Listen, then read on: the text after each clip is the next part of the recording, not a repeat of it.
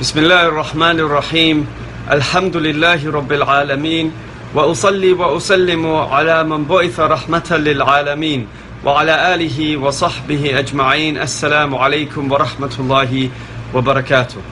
Very often in the Quran, Allah subhanahu wa ta'ala talks about Sabr.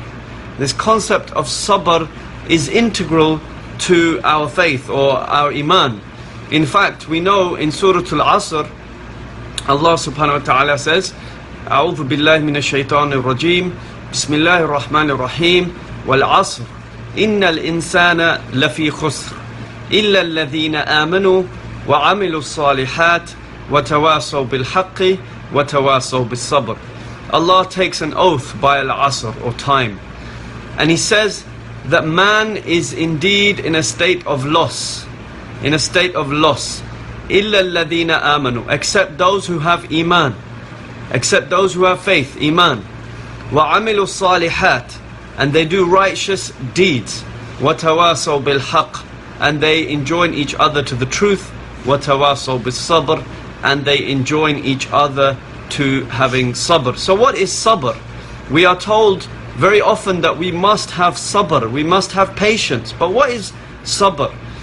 The scholars of Islam have talked about sabr as being three types.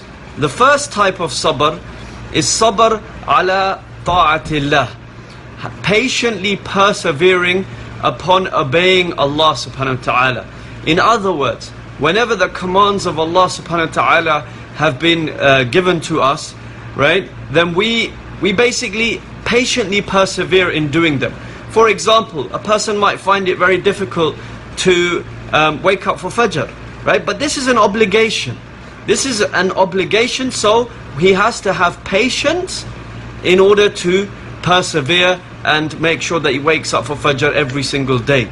So the first type of sabr is sabr ala ta'atillah, or being patient or patiently persevering on obedience of Allah subhanahu wa ta'ala. Number two, sabr anil ma'asiyah, which is patiently persevering against ma'asiyah or disobedience of Allah subhanahu wa ta'ala. In other words, if Allah subhanahu wa ta'ala has prohibited us from doing something or forbidden us from doing something, and maybe our nafs that we want to do it, right?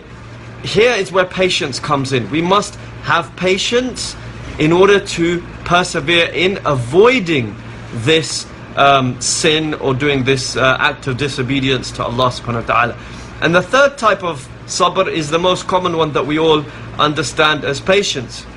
And this is a sabr ala qadarillah, right? This is having patience with respect to the decree of Allah subhanahu wa ta'ala. So when Allah subhanahu wa ta'ala decrees something that you in your heart, you might think that, you know what, this is difficult for me, this is painful, this is, you know, if a person loses his job or loses, you know, a close family member or something like this, then we have to be patient.